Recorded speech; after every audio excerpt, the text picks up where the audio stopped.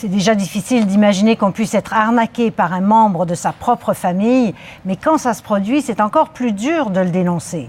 En cette journée mondiale contre la maltraitance des aînés, Québec a donc lancé aujourd'hui un plan d'action contre la maltraitance financière. Et le premier objectif, c'est d'inciter les aînés à briser le silence. Mathieu Dion.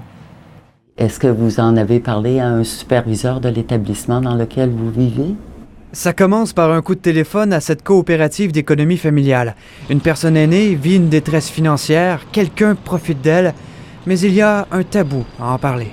C'est honteux pour eux de dire « j'ai été abusé par mes enfants » ou « j'ai été abusé par mes petits-enfants ». Ils ne savent pas trop comment faire. Les gestes malveillants sont multiples. Des appels frauduleux au vol bancaire et d'objets de valeur par des personnes de confiance. C'est les petits-enfants qui viennent visiter et ils ont besoin d'argent. Alors là, on va les brusquer, soit psychologiquement, ou ça peut même aller physiquement. L'aîné qui reçoit un coup de téléphone dans la nuit, puis on dit « Votre neveu a eu un accident, est en prison, on a besoin de 5 000 ». Je peux faire un effort, puis aller à la banque pour toi. La ministre responsable du dossier tente maintenant de combler un vide dénoncé depuis l'adoption en mai de la loi sur la maltraitance des aînés, soit la maltraitance financière. T'es vieux ou t'es vieille, puis t'en as plus besoin, puis tu vas mourir à un moment donné. Alors, c'est vraiment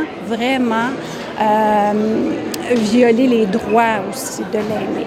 Un fléau qui représente le tiers des 4000 appels reçus à la ligne téléphonique Aide abus aînés. On les écoute, on veut leur faire voir qu'il y a des pistes de solutions. Un plan d'action gouvernemental sur 5 ans de 46 millions de dollars visera notamment à produire des guides et formations pour aider les intervenants du secteur financier. Que ce soit un concessionnaire de voitures, que ce soit une banque, que ce soit une caisse, on va sensibiliser l'ensemble de la population pour dire il se passe des choses, on veut vous en parler, on veut les détecter, puis on veut que ça arrête. Le mouvement Desjardins confirme que le phénomène existe. On observe les comportements, on pose des questions. On va surveiller, par exemple, un nombre de transactions d'un certain montant inhabituel ou un gros montant inhabituel qui va nous permettre de poser des questions. Ça fait longtemps que ça nous inquiète parce que c'est une strate de la population qui est quand même très vulnérable au départ, qui nécessite une protection beaucoup plus grande. Il n'y a pas, cela dit, d'obligation légale de signaler la maltraitance financière. Le gouvernement parle plutôt d'obligation morale. Ici Mathieu Dion, Radio-Canada, Québec.